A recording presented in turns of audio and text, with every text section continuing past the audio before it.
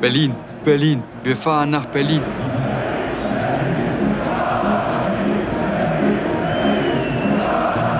Berlin, Berlin, wir fahren nach Berlin.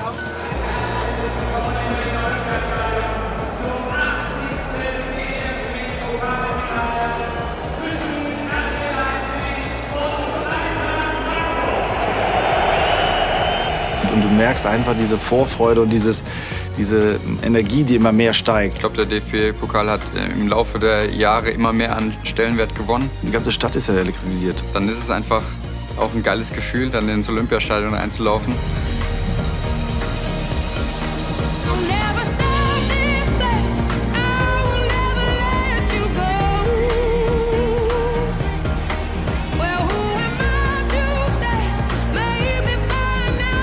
In einem Spiel kannst du alles gewinnen oder auch alles verlieren. Wettbewerb der Gewinner. Weil letztendlich in diesem Wettbewerb spielen immer nur Gewinner. Jeder hat die Möglichkeit dabei zu sein, sei es aus der Kreisliga bis hin zur Bundesliga.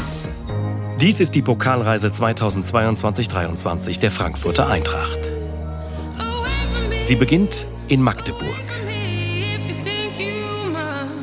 Wir wussten, dass es ein extrem schweres Spiel wird. Ja, das war natürlich ein schwieriger Gegner. Ne? Also man muss sagen, das ist nicht ganz einfach, dann in Magdeburg zu spielen. Ein Zweitligist, der sehr, sehr guten Fußball gespielt hat. Und von daher war ich überrascht, wie souverän wir es dann am Ende runtergespielt haben.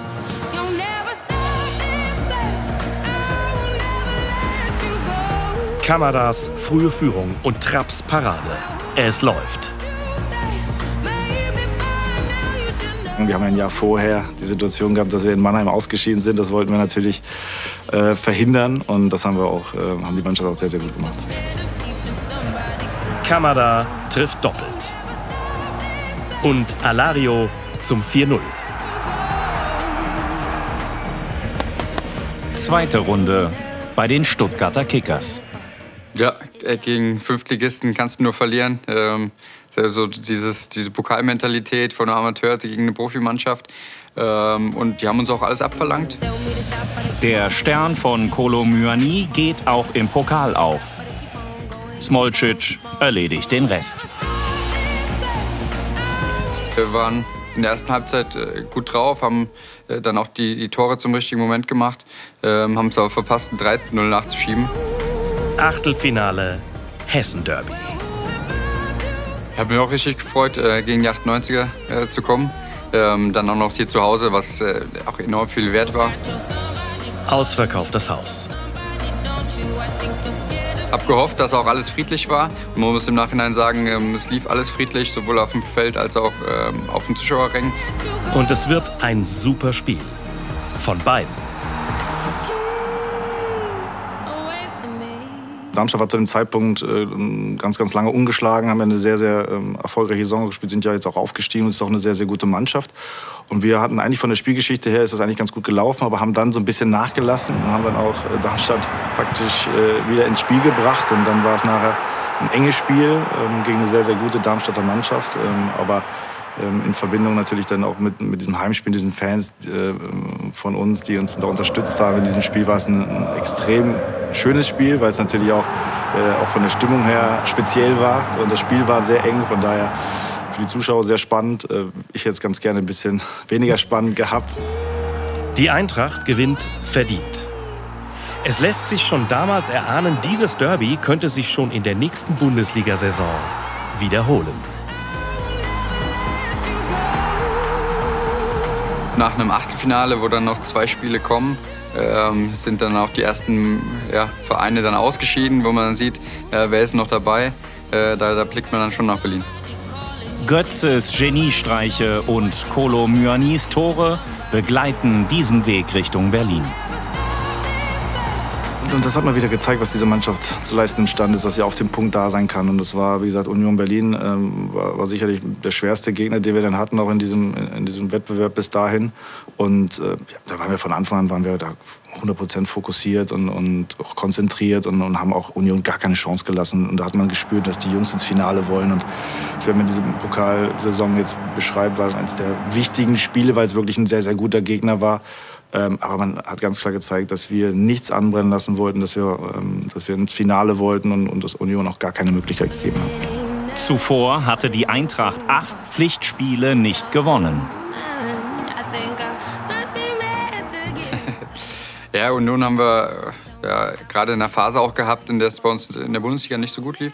Und haben dann ein richtig gutes Pokalspiel gemacht, haben die zu Hause dominiert, wie auch schon im Bundesligaspiel zu Hause. Der nächste Schritt. Im Pokal stimmt die Mentalität. Letztendlich geht es immer darum, dass wir Spieler haben, die natürlich dann in diesen Situationen bei 100% sein können, die ihre Leistung abrufen können. Das ist natürlich alles ein Stück weit auch ein Gefühl, was man hat. Man kann nie eine 100%ige Sicherheit haben. Aber ich glaube, es ist wichtig, dass die Gruppe die Energie schafft. Dass immer kleine Einzelteile, jeder Spieler natürlich irgendwo dann einen Beitrag hat zu dieser Energie, die eine Gruppe entfachen kann. Die Eintracht und der Pokal, das ist eine Erfolgsstory. Intensive Gymnastik soll die Körper der 16 zum Kader zählenden Spieler für das Finale fit machen. Bernd Hölzenbein, wie ist Ihre Form? Ja, so langsam geht's aufwärts. Nach dem Urlaub war ein bisschen schwierig für mich, aber ich glaube, jetzt bin ich bald wieder drin. 1974, Finale in Düsseldorf gegen den HSV. Es geht in die Verlängerung. Trinklein, Hölzenbein und Kraus treffen für den Sieger.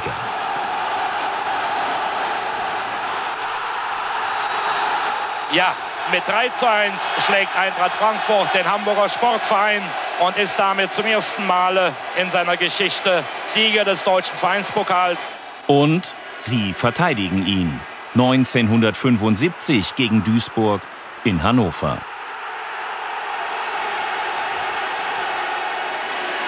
Die Eintracht prägt mit Grabowski, Hölzenbein, Nickel und dem noch jungen Körbel eine Ära, die sich fortsetzt, auch nach Grabowskis Karriereende.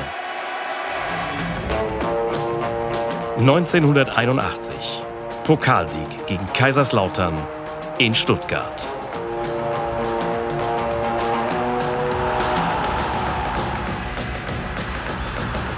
Körbel ist nun zum 3. Mal Pokalsieger. Alle 3 waren schön. Das Schönste war vielleicht für mich, wo ich mein Tor gemacht habe beim 1:0 gegen Duisburg damals. Aber ich hoffe, dass vielleicht noch einer dazukommt. Dann wird vielleicht der dann der Schönste sein. Eine Vorahnung. Damals, als der Pokal noch stilgerecht gefüllt wurde. Und vor allem auch stilgerecht geleert. Jubel um den Pokalsieger. Auf dem Römerberg in Frankfurt bereiteten heute etwa 10.000 Fußballfans ihrer Eintracht einen stürmischen Empfang. Mit dem 3:1-Sieg über den 1. FC Kaiserslautern gestern in Stuttgart hatten die Kicker vom Main ihren 3. Pokalgewinn errungen.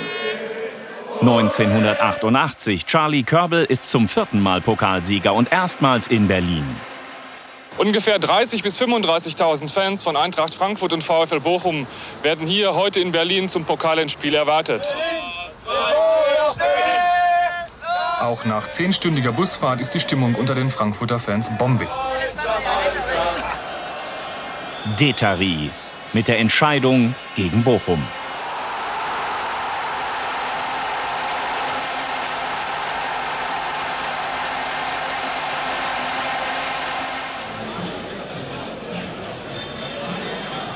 Empfänge im Römer werden zur Regel.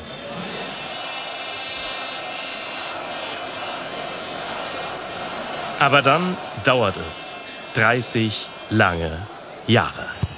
Ball kommt rein auf den Kopf von Willems und die Eintracht mit der Chance. Gacinovic allein unterwegs Richtung Tor. Mijat Gacinovic wird der Eintracht Frankfurt zum Pokalsieg schießen. Tor, Tor, Tor, Tor!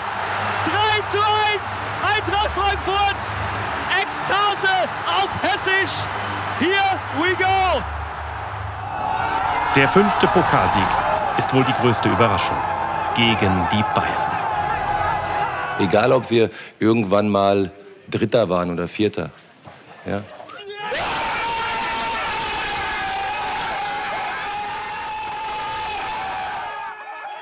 Es ist ja letztendlich auch ein Stück weit der kürzeste Weg, um einen Titel zu gewinnen. Das muss man ja auch immer sehen. Und letztendlich geht es ja bei jedem Fußballer und natürlich bei uns bei Eintracht Frankfurt auch darum, Titel dann auch zu gewinnen. 2018 haben wir den Pokal schon gewonnen. Jeder weiß es noch, jeder kann sich daran erinnern, jeder weiß noch, wie das Gefühl war. Und das ist natürlich letztendlich, was diesen Wettbewerb einfach auszeichnet und warum wir bei Eintracht Frankfurt auch diesen Wettbewerb so schätzen und auch so ernst nehmen. Und das ist letztlich auch ein Stück weit das, was uns auszeichnet, warum wir dann in diesem Pokalwettbewerb auch immer sehr, sehr weit kommen. Jetzt hast du noch eine Chance, dich beliebt zu machen. Der VfB Stuttgart. Der VfB Stuttgart hat das Heimspiel. Das ist Eintracht Frankfurt. Stuttgart gegen Eintracht Frankfurt. Hat es schon 3-mal gegeben. Das war für mich schon ein schwieriges Los. Ich hätte sie natürlich lieber gerne zu Hause gehabt. Da hätte ich ein bisschen ruhiger geschlafen. Man wünscht sich natürlich immer lieber ein Heimspiel. Waren natürlich aber auch noch 2 andere Vereine im Topf mit Leipzig und Freiburg, die sportlich höher einzustufen waren und sind. Und von daher war das Auswärtsspiel in Stuttgart ja okay. Wir wussten auch, es wird wieder eine hitzige Atmosphäre, auch ein geiles Los und da ist die Möglichkeit weiterzukommen auch da.